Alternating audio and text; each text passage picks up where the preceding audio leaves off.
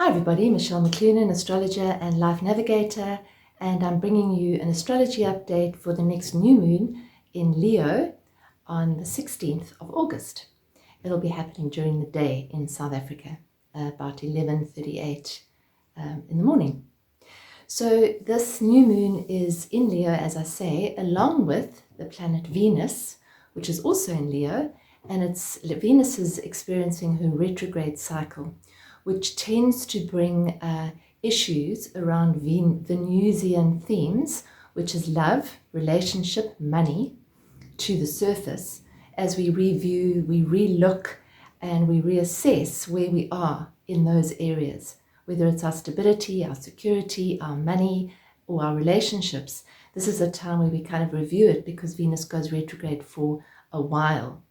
So this new moon is very connected in with Venus in a very tight square.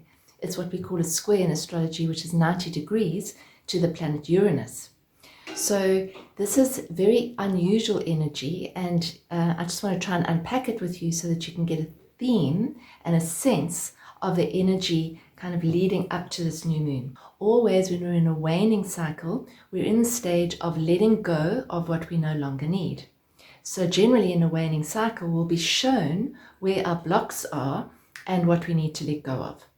So this new moon, there is a lot of fixed energy around, which can tend to make us feel a little bit stuck, but it can also give us a sense of structure. The other thing that's happening is that there's a lot of earth and a lot of fire in this new moon. There's no air and a little bit of water. So what does that bring to mind for me? It brings a sense of, if you look at earth and fire together, it's kind of dry earth. It's a little bit sort of hard and harsh. And that's the energy that we're dealing with right now. I actually get a sense of it being a bit blustery, with a lot of fire, actually bringing in blusteriness and kind of a bit of agitation. A little bit of water, but we need more to actually help us to balance the fire in the earth. Otherwise it's cracked, nothing can grow there. So I would say this new moon, we need air, so we need to breathe. We really need to bring in the element of air. Air is, in astrology, we look at air as the communication element. And when there is a lack of air, there can be a lack of perspective. There can be sort of just stuff happening, blustery stuff happening, being irritated, being agitated, being triggered, reacting, as opposed to actually being able to step back and get perspective. So this is where Uranus comes in. Uranus is a planet which rules freedom, liberation, and it also rules the sign of Aquarius, which is opposite Leo on the clock, on the astrological wheel. And Aquarius is really that part of our energy which is able to actually detach to a point where we don't get too involved in the drama, in the blusteriness. With Uranus in a square to the Sun, the Moon, and Venus, it is really bringing in this, in one sense, the rebel archetype. Uranus was known as, in Greek mythology, Prometheus, who stole fire from the gods. He was a rebel, and he got punished for it by Zeus. So Uranian energy is the rebel energy. It's the energy which says, no, I'm not going to follow this rule anymore. No, I'm not going to actually do what this person tells me to do, or the government tells me to do, whatever it is. It's the rebellious energy which actually can liberate us from old patterns. It also is the energy of the new. So Uranus in Taurus, which is where it is and where it's been for a long time, is bringing in the new earth. But in bringing in the new earth, we need to actually let go of the old way of doing things so we can embrace a new way. It also represents community. It represents where we are, we have our own unique voice. And this is very aligned with this energy in Leo. So Leo's energy is all about coming back to our sovereignty, coming back to our creative individuality. Who are we as individuals? What have we got to uniquely give to the world? It's also the sign that is ruled by the Sun, and Leo actually rules the heart. So it's very connected with love energy. So when Uranus and Venus particularly are they're in a very tight square. So we're really feeling that. This can put kind of strain on relationships, where we look at relationships and say, are they working? There can be a level of irritation, intolerance. And I'm not just talking about intimate relationships, I'm talking about all relationships.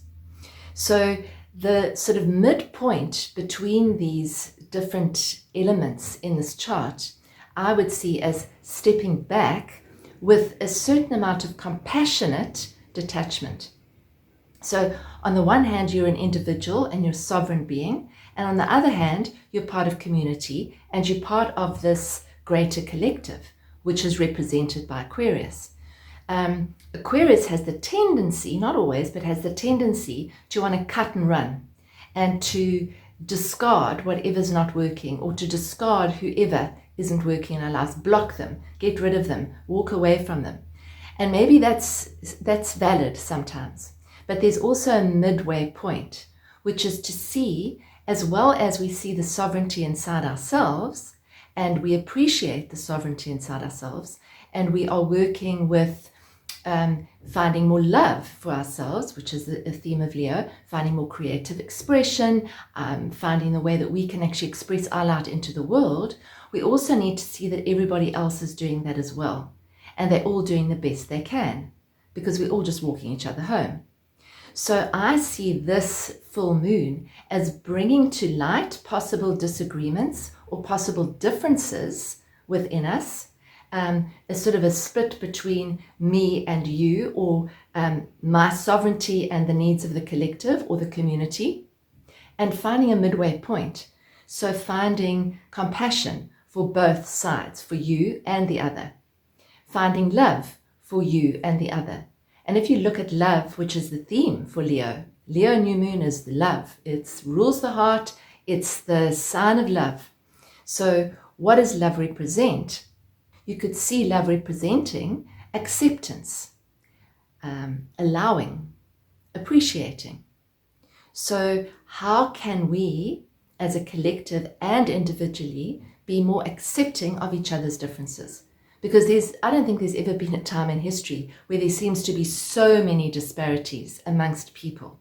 You're like this, I'm like this, we can't get on. You're this, I'm that, we have to go our separate ways. And this has been very obvious over the last few years particularly. So where can we find the midway point? And the midway point is really to say, I accept you for what you are and who you are. I accept you for what's happening in your life right now, because you're doing the best that you can. And seeing that as part of your process. So if you are triggered, and it's very possible that there can be some triggering going on and some volatility with all this fire and some stuckness, like this is my way and this is the way we're going to do it, sort of dogmatism. If you find yourself getting into a situation like that, it's to breathe, bring yourself back, breathe, lean back, step back, literally. Sometimes it helps to actually step back physically from the situation, or lean back from whatever's around you, and bring yourself into your creative center, into your essence, which is love. Your essence is love. So bring yourself back into that essence of love, and in that way, it starts to dissolve the differences between you and the other person. The other thing is there's a tendency with this to bring up triggers, so to suddenly feel triggered. And just to be aware of when you see it, you can deal with it. So if somebody is triggering us, they're triggering irritation or anger, or we think they're lazy or arrogant or whatever it is, it's just to actually look back at ourselves and say, where in my life am I like this? So a beautiful method or way of doing that is, as you see somebody behaving in a way that doesn't suit you, and let's just say you see the person as lazy or arrogant, is just to say, so-and-so is being arrogant, and then just like me. And then we're taking accountability for our own process and not projecting it onto others, because this could be a time where there's quite a lot of projections. And really, it is a time to look at your relationship with your loved ones and see where the disparities are and see where you can actually find common ground. If you've been in a relationship for a long time, what was it that brought you into the relationship in the first time? Rekindle that fire. Leo is about kindling the flame. So if you light a fire, you need to kindle the flame. You need to feed it with kindling, and you need to maybe blow on it and give it some love so that it actually lights. And then you've got to guard it and protect it so that it doesn't burn the house down. So this is about looking after our fire. It's also just to be aware of not alienating yourself and isolating yourself, because that can be one of the big themes of this, of Uranus's journey that it's making. So there can be a tendency to isolate, to say, no, I feel disconnected, so I'm just going to isolate, and disconnect even more. And then there's loneliness that comes up and alienation, and I don't fit in. So it's really moving along the midpoint of those two. Yes, you're sovereign, and yes, you're part of the collective. And how can you walk that line? How can you be in the middle place? And for me, the middle place is love. The middle place is acceptance, allowing, appreciating of you and the other. So I hope that has helped you to actually see what's going on at the moment. Remember to breathe. Remember if the dust starts sort of getting too much, if there's a dust storm, a sandstorm, or there's too much blustery energy, remember to just let the dust settle before you react. If you feel that heat rising, breathe. Go and drink a glass of water, bring water in, or go and wash your face, or bring water in so that it actually settles that dust, it settles the heat. And remember to breathe, because that's bringing in the air, and it's bringing in the ability to just step back and detach if you need to. So the new moon is at 23 degrees of Leo, and Venus is at 18 degrees of Leo. So if you have anything in the fixed signs around those degrees, if you've had your chart done, then you might look at those areas and those houses that this is happening in your life. We also have Mars and Mercury in a tight connection in Virgo, and those two are opposite Neptune. And that is the dynamic of trying to do things so perfectly that we can get stuck and paralyzed in the desire for perfection.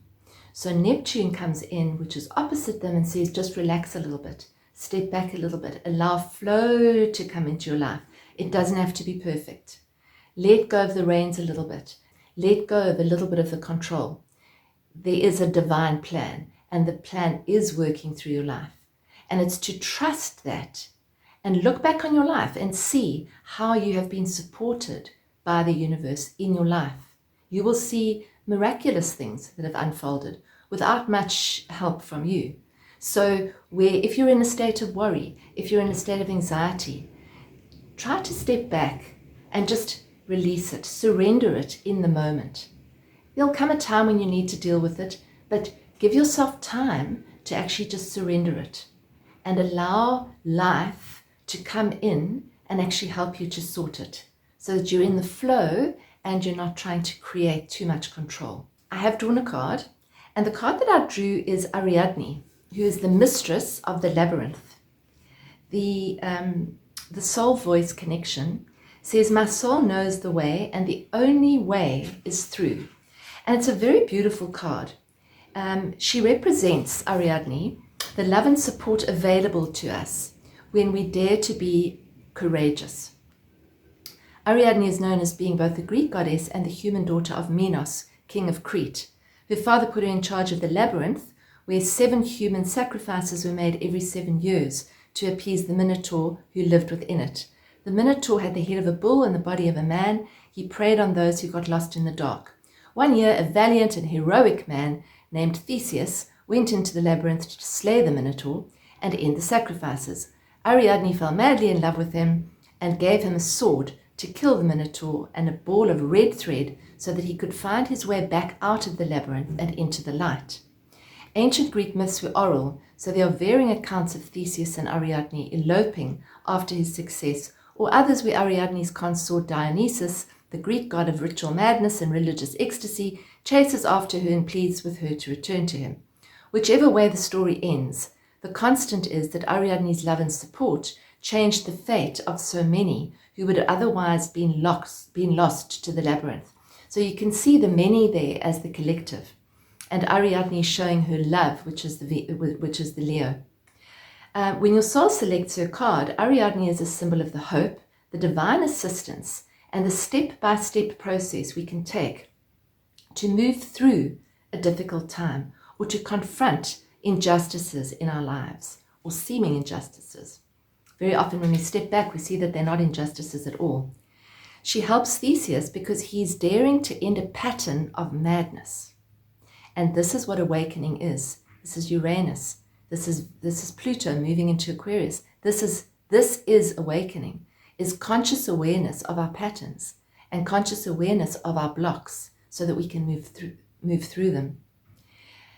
He is willing to do whatever needs to be done to stop the injustice. She gives him the tools to create his desired outcome. He is successful because of her, and she assists him because he acts with courage.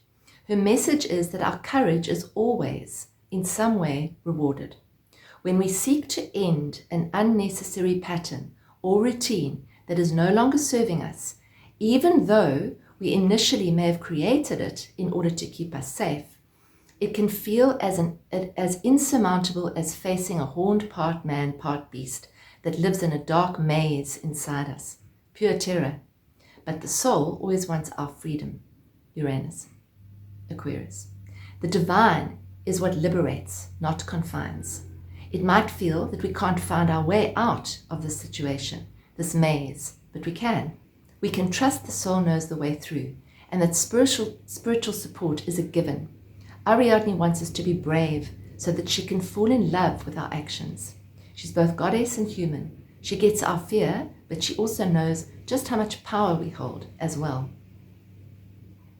Soul voice meditation is what allows me to feel supported while doing the inner work.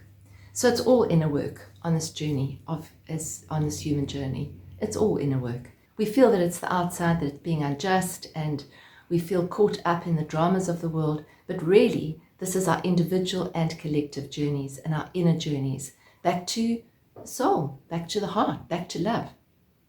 So this new moon really expands that theme and helps us to actually see those triggers, not with blame, not with anger, not with judgment, not with self-flagellation. Just see it. Yeah, I can feel myself getting into that pattern, and I have the awareness to see it and to bring myself back. I hope that's helped. If you like this video, please subscribe if you haven't already and hit the notification button. And if you would like a reading or consultation, you can contact me via my website, and the details are below. Thank you for listening, and have a beautiful new moon. Remember to plant the seeds for the new month, because that's the new moon. New moon is seed planting. So what seeds are you planting for the next month? We need to know how incredibly powerful we are, and that whatever thoughts we're having in any moment are planting seeds and creating our next cycle. So what next cycle do we want, and what seeds are we planting? Lots of love. Thanks for listening.